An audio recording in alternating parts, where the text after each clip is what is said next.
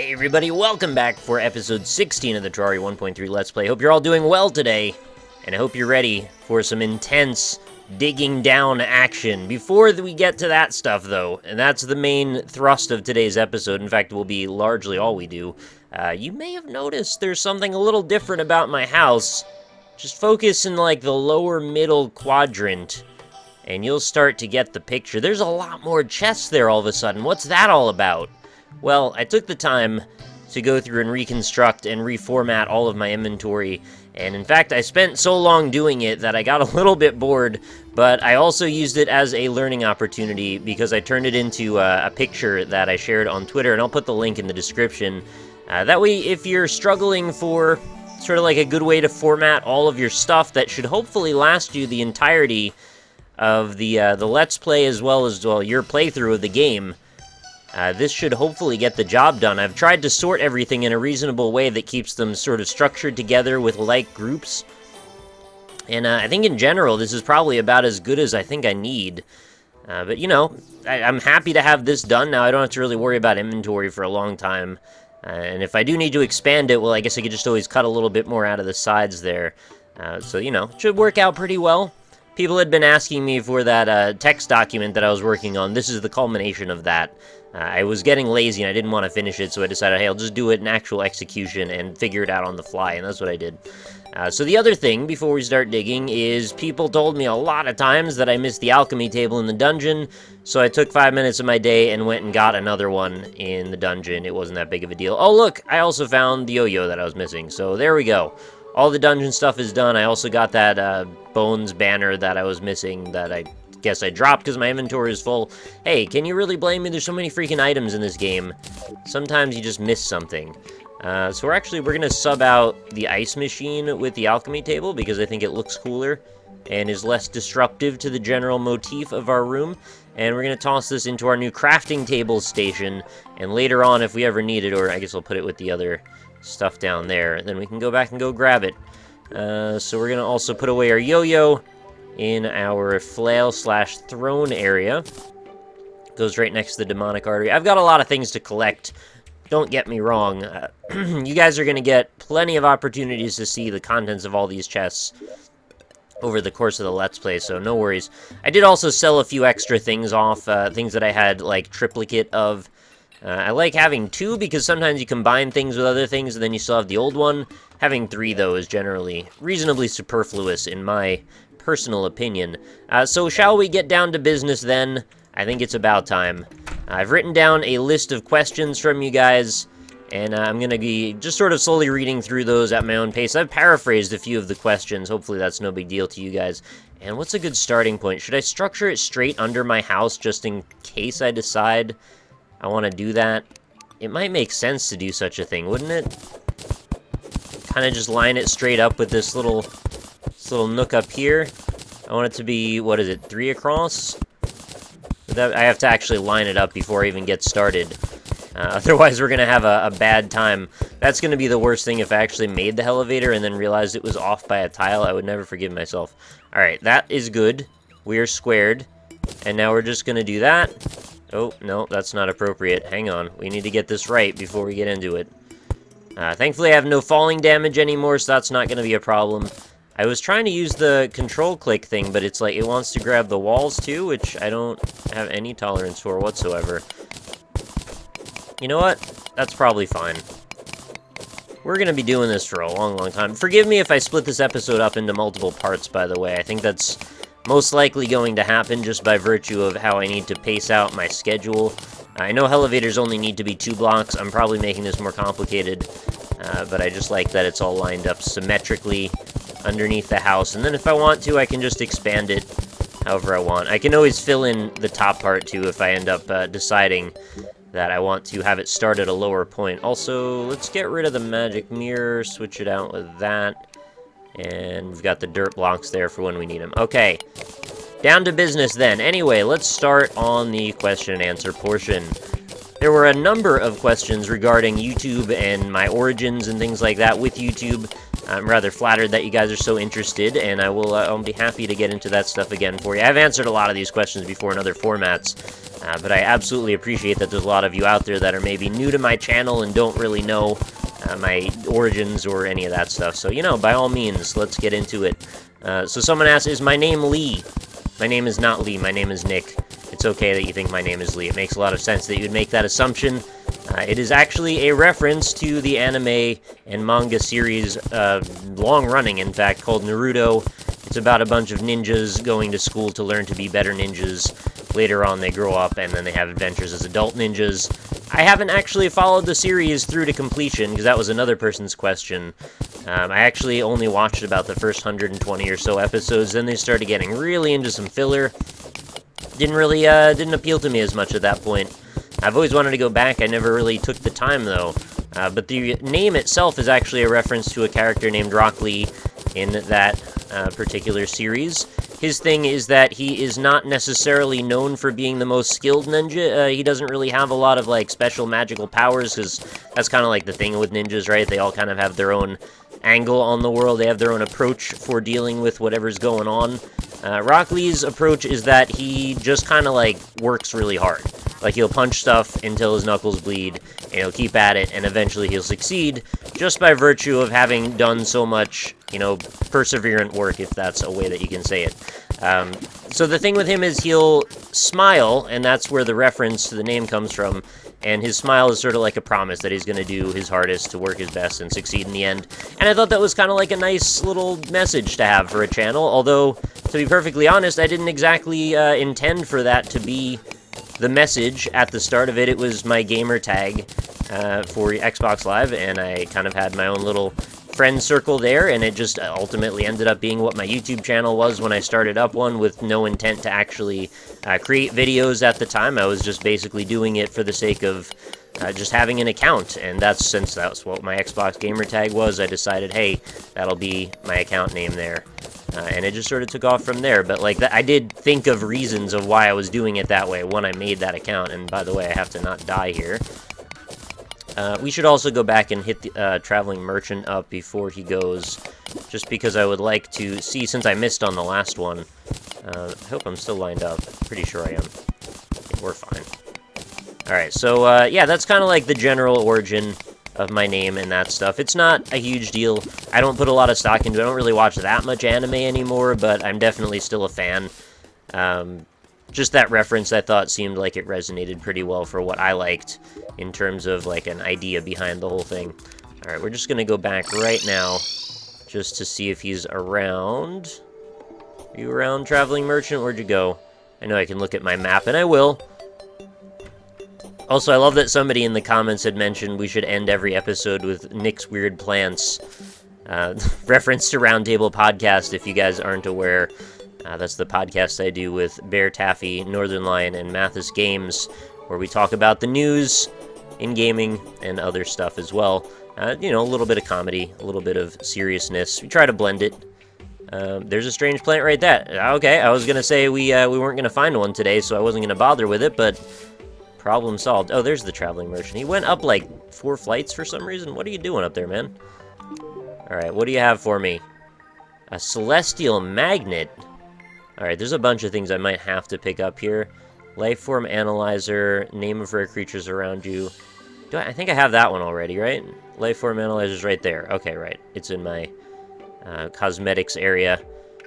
Magic Hat, 7% increase. How much? So this is 3 gold, 10 gold, 15 gold. These are expensive.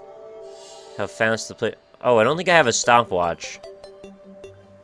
That seems like a thing I'm going to end up needing to combine with stuff. Also, I don't have an extender grip. Jesus, I'm going to use, like, all my gold buying all this stuff, aren't I? Alright, well, you only live once, right? You only YOLO once. Paint sprayer automatically paints placed objects. I don't think I've ever seen that before. I feel like I'd be dumb not to buy it. 44 we're down to. There's 3 gold for a magic hat, 5 gold for a stopwatch, and another 10 for an extended grip. Well, there goes all that extra money I was saving up. I don't look poorly upon that decision. I think that was actually fine. Let's just worry about that later, I guess, and just continue back down into our hidey hole. Cool. Alright, so, let's see how far down we were, by the way. We're like 1/6 of the way down, if I'm being generous. Alright, no biggie. It's gonna take a while. Like I said, I'll probably end up splitting this up, and that's okay. Let's fall a little bit here. So next thing, moving on. Oh god, there's a lot of water, right? I was asked, how did I meet Northern Lion, and, like, how did I get to be on the NLSS and all of that business? Essentially what happened was I was doing YouTube at the start of it all as sort of like a conduit to show people my Super Meat Boy levels, because I was really big in the Super Meat Boy modding community. I was really into making custom levels, and I had a lot of fun coming up with all the weird designs that I could and then sharing them on the forums. In order for people to understand what the level was about and why they would want to go and bother downloading that level themselves, you kind of wanted to make like a little video introduction to it of like, hey, here's the level, here's why it's cool, try it out. So I used YouTube for that, had a little bit of help getting involved with video editing, because I really didn't know much about it, to be perfectly honest. And basically I ended up creating a chapter during my time in the Super Meat Boy modding community that Northern Lion ended up reviewing, and was regarded as, you know, a pretty decent chapter amongst them. In fact, it was going to end up in the Xbox Live version of Super Meat Boy as one of their custom, like, officially approved chapters, only just Edmund didn't end up uploading it. He told me it was going to, and then it just never happened, and I followed up with him, like, a month later, and he's like, yeah, I just, like, didn't get around to it. Something like that. I think there was a couple optimization issues as well, because I used a lot of light sources, so we were, like, going back and forth, paring them down for a while. Ultimately, it never ended up happening, and that's sad, but, you know, it still ended up kind of putting me into a position that was totally different from where I was, so I was real happy about that. So Northern Lion ended up doing a review on The Passenger, and I ended up finding out about his channel and him as a person from that moment. I followed his channel from there on, because he was really involved in Binding of Isaac. I happen to like that game, and I really liked his personality. I thought he was very witty, very quick-witted, in fact, and smart, and I like that in general. There's not a lot of YouTubers out there that I think are more about their wit and, you know, making really great, like, community, which I felt like there needed to be more of on YouTube. And after a while, I decided, hey, why don't I try out this Let's Playing thing? That was like a year later, actually, after Meat Boy. Just doing it casually for fun, just to see if, like, it might help me just sort of as a side project to take my mind off of things. I was going through a difficult time in my life. I was having some troubles with my current relationship that I was in at the time. You know, now my ex-wife, regardless. Not necessarily too pertinent, but that kind of just became a thing for me. I got really into the YouTube scene. I was doing a bunch of Let's Plays. I wasn't very good at it. My equipment sucked. My sound quality sucked. Like, all of that stuff was pretty bad, to be perfectly honest. But it was something I was interested in, so I kept at it for a while. I personally, at the time, was in kind of the mentality that gaming as a whole was kind of having some trouble. The space of AAA games I felt was, like, really unoriginal and boring, and I felt like there was so much more going out there in the world, in the realm of indie games, that just wasn't being talked about. So I decided, hey, why don't I give this thing a try? I'll try and do the YouTube thing for a bit, and my angle will be, hey, let's just, like, cover as many weird indie games as I can find, because I love indie games. I love helping these people find a spotlight if possible, and I'm pretty good at art critique, because I went to school for graphic design, and one of my favorite things is talking about art in general. So I'll bring my background as a modder, as a game lover, someone with a lot of knowledge on the industry. Well, as far as I can say, I feel like I have a decent amount of context, at least for what I talk about. Being that I've played, like, thousands of games, that does generally give you some perspective over time, as well as crossing that with just what I'm interested in as far as games and art put together. So that was kind of the formation of Indie Impressions. I went at that for a long time. I figured, hey, we'll do the Rock Lee thing. We'll just kind of try as hard as I can to just produce as much content as possible. And I worked at it for a long time. In I'm going to say the fall of 2012, I had, like, my first major setback. And this is, like, I'm getting way into things now. But, you know, why not? I'm going to give you the whole story. First major setback was, like, I had this issue with, had somebody basically click-bomb an ad that I had on indie-impressions.com, which is a website that I launched to try and propel the Indie Impressions series into having, like, a little bit more exposure, and hopefully it would serve as sort of like a guidepost for people That way they could look at the different videos and have them all be tagged and sortable, and it should be easier to see what's going on with the channel if there's like a main focus there. I was thinking it would also maybe eventually dovetail out into being sort of a blog as well, but you know, it just didn't really take off. But essentially what happened is somebody clicked on one of my ads thinking they were helping me, ended up getting me flagged on YouTube, and then I got my AdSense privileges revoked by YouTube because they thought I was trying to commit fraud. As it turns out, I was not. It was just a miscommunication, but YouTube doesn't care about that stuff because they don't really care about people in general. They care about how much money they make.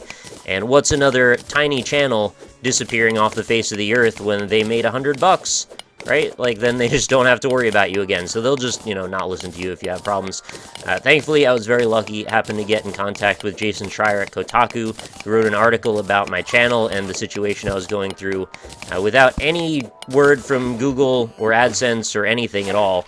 They actually just reinstated my AdSense account, and from there on, I got partnered, and then I took YouTube more seriously. I committed to uploading, you know, several videos a day.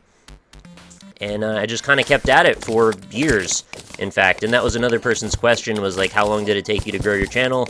Well, I started full-time in, I think it was April of 2012. It is now July of 2015, and somewhere around mid-last year or so, I would say that I became economically or financially self-sufficient from my work online. That is not to say that it is strictly from YouTube, though. In fact, YouTube has been, I would say, maybe about less than a fifth of my general income. So thinking that I was going to get into YouTube and then have that be, like, the main thrust, that's a really difficult goal. What I did was I tried to diversify things. I've got a bunch of different angles, essentially, on trying to be able to be economically viable. You know, Twitch is obviously a big one. And that comes in the form of several things. I mean, honestly, the largest chunk of what keeps me afloat financially is donations on Twitch. So I'm incredibly thankful for that, and the fact that it's been able to keep going as strong and long as it has. But there's also ad runs on Twitch, as well as subscriptions. All of those things help. So yeah, diversifying is really important if you want to stay going. Just having one revenue source is definitely a recipe for disaster, because if anything happens to one of those income sources, all of a sudden you find out you're in a real bad position, and all of a sudden you can't, you know, buy food anymore, or like you can't pay your internet bill, and then all that other stuff doesn't matter. So make sure you've got a backup plan if you are going to try this stuff out. When I started out, the reason I was able to start from such humble beginnings was because I had a lot of money saved up from when I was working full-time at GameStop. And I did that for all of my time going through college, which was actually like 6 years.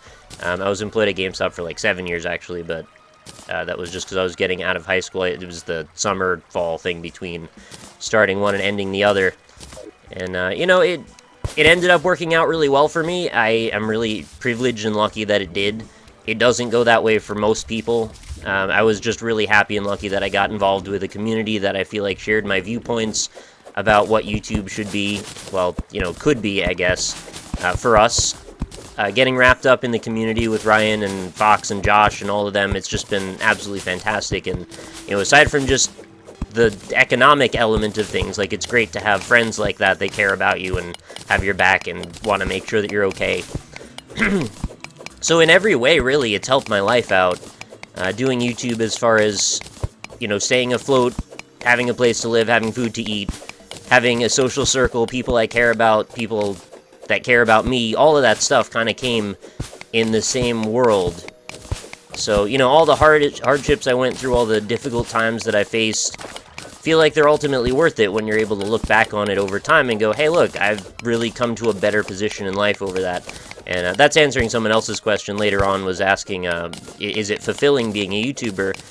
I would say it absolutely is, as long as you keep your eyes on, like, the positive stuff, because it's really easy to get spiraled down into a lot of negativity.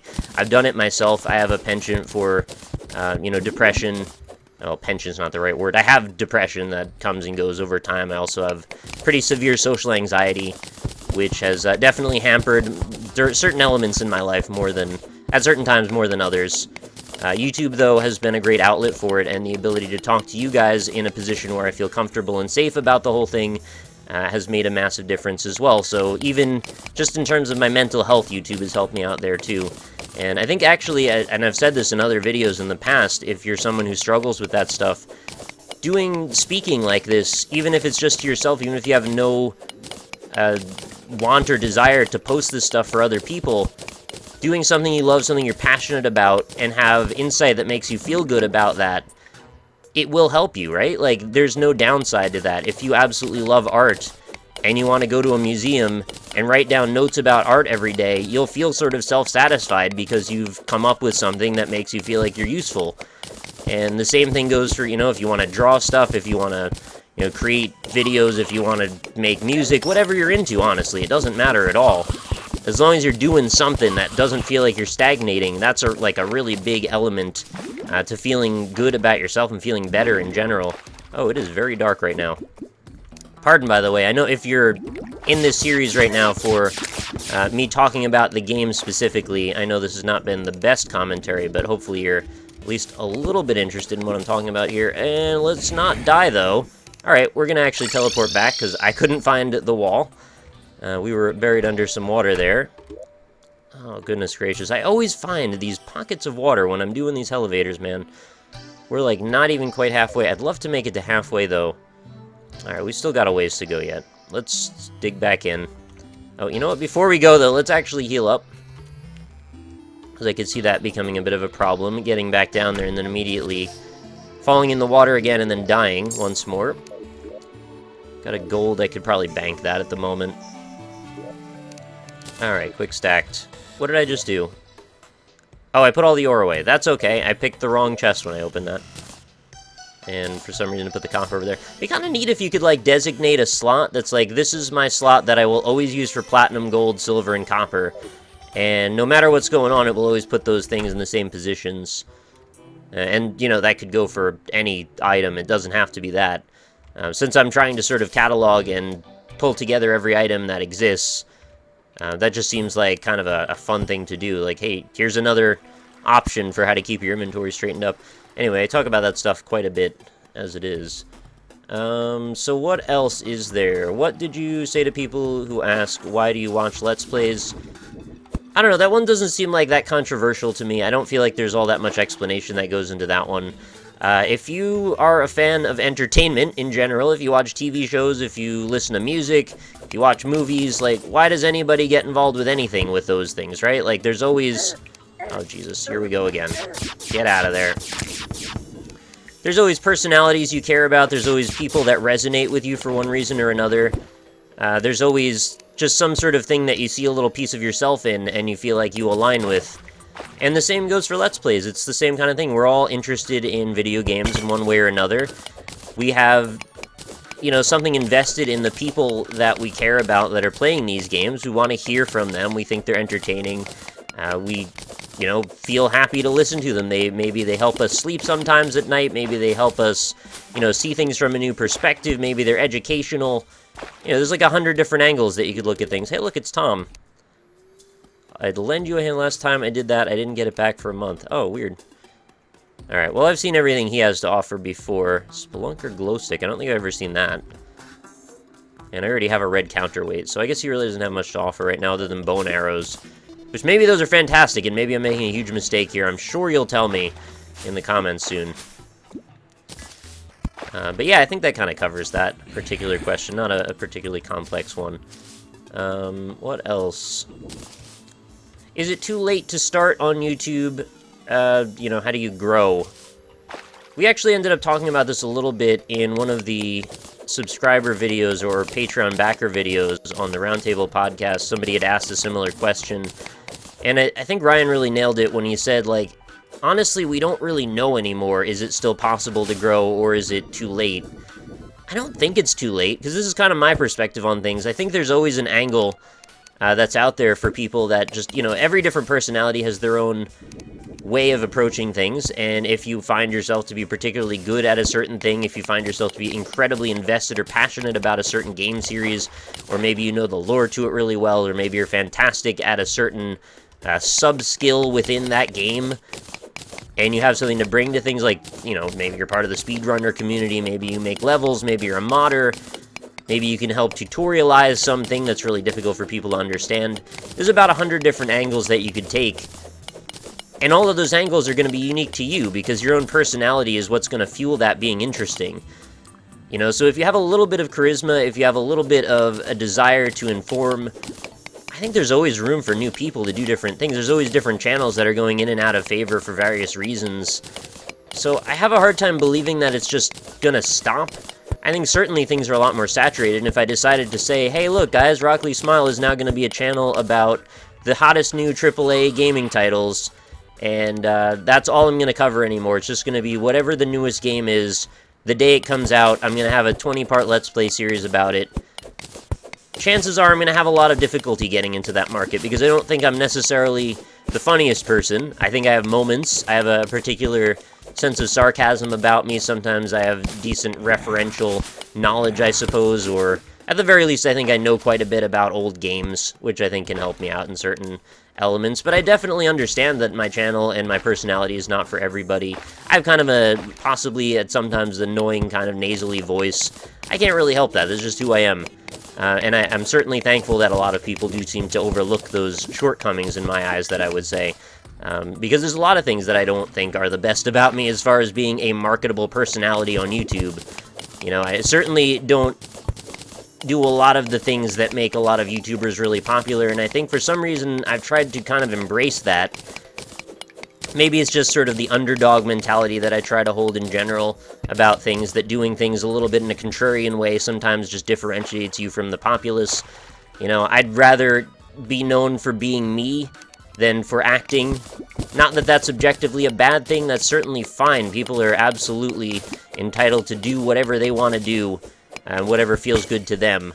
But in my personality, I've never felt comfortable acting. I've never felt like that's a thing that suits me very well, and I don't feel like I'm very good at it. So I try to be myself, and there you go. You can spam be yourself in the comments if you want. And I think it's kind of been even better for me that it's worked out that way, because if I felt like I was acting and then I was successful as a result of that, I think honestly I would feel a little bit hollow there. And I'm not saying again that that's a bad thing. If you want to do it that way, by all means. That's just for me. I think I needed to succeed, if I do succeed, on my own merits just for being me, because I think that kind of feels better for me. But, you know, that has a downside too, because that means when the negatives happen, those are on me as well, and I can't really deflect it as much to being a character, although, you know, on the NLSS I am a bit of a character at times. I'm not always being exactly myself. I'm being sort of an exaggerated version of myself, which I think is what a lot of YouTubers would say they're doing. There's very few of them that would say they're entirely just playing a character. But anyway, I think that's sort of my take on coming up with your own angle to being successful. I think there's still room for plenty of different other stuff to happen. It's just about caring enough to put in the work and not expecting that because you did it for a week, all of a sudden it's just going to get easy. It's still not easy. I mean, to this day, I've been at it pretty much every day. Granted, I've had a little bit of a rough patch in the last couple of months with my channel. But I think that's ultimately, like, the lesson you learn. And this is a kind of a harsh lesson, to be honest, and I don't think it's necessarily 100% true, but there's an element of truth in this, that you're really only as relevant as the thing you did this week. You know, you get a little bit of a reputation over time, but if you don't really keep contributing over time, you just are very quick to get washed away in the tides of other content and other things that are going on. You know, you really have to struggle and keep at the idea of being relevant every single day as much as you can. And for some, it's a really tough grind. I think that can actually wear people down, and I think it would be difficult not to have a few elements of cynicism or depression over that, because, well, it's a humbling position to be put in, where you have to realize all the time that, like, you know, intrinsically you're very replaceable. That's kind of a tough thing to swallow sometimes, and it's just kind of true as a reality, but it's also just a bit depressing to think about. So yeah, it's not a good idea to dwell on that concept. The best thing you can do, just keep your eyes forward, keep your head down, keep doing what you love personally, and try not to get caught up too much in the failure success that you have on a day-to-day basis. Look at the big picture, look at if you're still being happy about the whole situation, and where it's putting you in the future, you know, in terms of your life, because that's what this is ultimately about. You know, whether or not you're successful on YouTube is always going to be trumped by, are you happy in life? If you lose sight of that and you start to chase the numbers too much, and then all of a sudden you're not even yourself anymore, ultimately you're wasting your own time then, and that's, I think, where the real problem lies. And I was very happy to find out after doing this for a long period of time, ultimately, I am very happy doing this. This is actually like my dream job.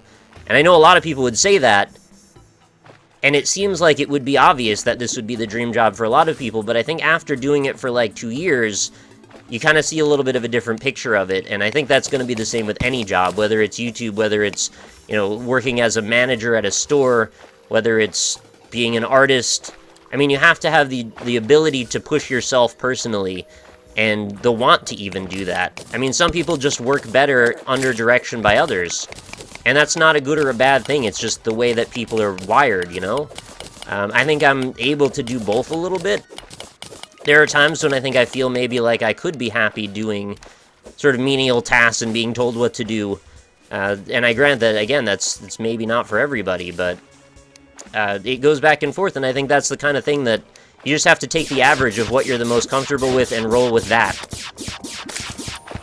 And it takes a long time to really figure out who you are and what fits for your personal lifestyle, what you're happy doing. Oh my god, this water's never going to end, is it? Did I create the infinite water situations? I think that's still a thing, right? Or is this still building up? I can't tell. Oh no, it is. It's building up, so there is an end to this water. I will be very far under it, though, as far as I can tell. Let's see if our shaft is still lined up here. Giggity. Just kind of, like, land it right there. That's another thing, too. One of the great elements about doing YouTube, doing Twitch, and doing it in a bunch of different ways, you kind of can set your own, like, boundaries at times. The fact that I push the limit a lot on the NLSS is sort of like an outlet, because there is an element of me that's just kind of like silly, goofy, dumb, and, you know, just kind of toilet humor based, and that's not ultimately me, but there's still an element of me that kind of wants to have a way that I can do that and still be sort of accepted that that's okay for me as a person. Because if I make my YouTube channel all about, look, I've got the most serious indie game commentary, and we talk about art, and we talk about all of this stuff that's, like, really haughty, and it's just too much for a lot of people. I like that I can have all these different angles and different perspectives, and I don't have to just be pigeonholed into being, I am this person. You know, no one person is distilled down to a single chunk of personality. We all have different elements that we vacillate through, and that changes both on a day-to-day, month-to-month, and also year-to-year basis. As we grow and change as people, you know, our personality will change as well, and I don't ever want to be stuck in a position where I'm the guy that plays this one game and acts this certain way. That sounds like it would be a really big recipe for disaster over time. Eventually you're going to get frustrated with the direction you're put in, you're going to start to get resentful of people wanting the same thing from you all the time, and you're just going to want to be known for being who you are, not for the person that you've tried to create this persona of. Well, I can't say again that that's 100% always true. I think there's a lot of people that can work perfectly happily in that situation, but I know enough about myself to say that's not me. Anyway, we've gone down a very long, egotistical rabbit hole, and I hope you guys don't resent that I've talked this long about my own personal YouTube stuff. I just thought it might be interesting to kind of shed a little bit of perspective on this. And also for my own introspective sake, it's kind of useful for me to even talk through this stuff aloud to myself. So, you know, I like going over sort of retrospective stuff like this for those reasons. I hope you don't mind. And I think we've kind of talked about a lot of the questions that were sort of YouTuber-oriented. Let's see if there's any others here that I missed. I wrote them all out next to me, so just so I have them on hand. Does having lots of YouTube videos affect income much? I might have been paraphrasing that question a little bit oddly. What I took it to mean, correct me if I'm wrong in the comments here, what I took it to mean is that there's a snowball effect that people seem to perceive when it comes to YouTube. I've got, like, roughly 2,700 videos uploaded to my YouTube channel. Sounds like a lot, but over time, it just sort of happens. You don't really think too much about the number of videos that you're putting up. And the question ultimately that I was taking it to mean is, does having that large amount of video number up mean that you're perpetually getting more views on those old videos while also bringing in new relevant views from the new videos? The ultimate answer is there's sort of a baseline that accrues over time, But also, you're going to be switching out subscribers a lot, and I think really the older videos kind of just get washed away many of the time, unless you have a particularly popular series. Like with Northern Lion, he's got his Binding of Isaac series that is going to always be bringing in new people to episode 1. But if you keep starting new series, it might end up being a wash because there's all these other episode 1s that kind of add up to a large number but aren't a large number to begin with. It's really hard to say. I mean, as with all of the things on YouTube, there's about a million variables, and the analytics they give are good, but they're also a little flawed at times. You don't get the really deep perspective from people that you might need to be able to understand some of these elements. Having uploaded nearly 3,000 videos, I can say with a good degree of certainty in my own personal case, I'm not going to cite actual numbers because I'm actually not allowed to talk about specifics with analytics, but I would say that there's like roughly about between 5,000 and 8,000 views that come a day from old videos. When I said specific numbers, I meant money, but the numbers of views is just sort of, it's a roundabout term. You can also look me up on Social Blade if you're interested to see some numbers there. And those are also incredibly off, by the way, most of the time, at least with regard to the earnings. They give such a large ballpark. But yeah, it's just, there is a baseline, it's just, it's not a particularly relevant baseline. A lot of people will cite that if you want to be doing reasonably okay as a full-time YouTuber, you want to get about 1 million views a month as sort of like a good starting point. I've never actually had 1 million views a month, ever. Even at my height. I've always, probably at my height, been around 500,000.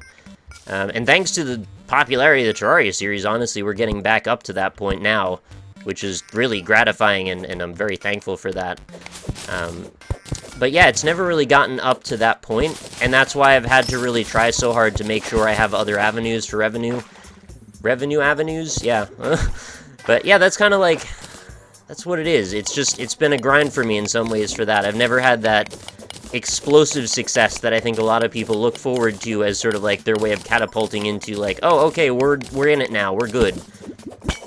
I've never really been just straight up good with regard to YouTube, but it's okay because I love doing it anyway.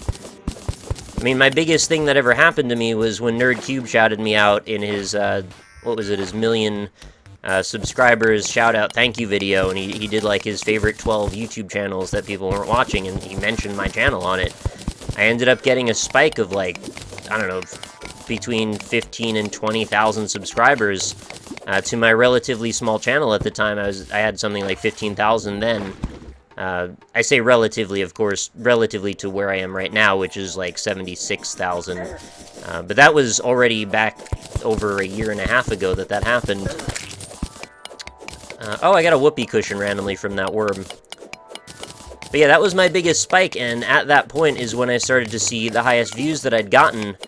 And those views were great, but it also set off this sort of weird chain reaction where it's like, okay, well, everybody's here.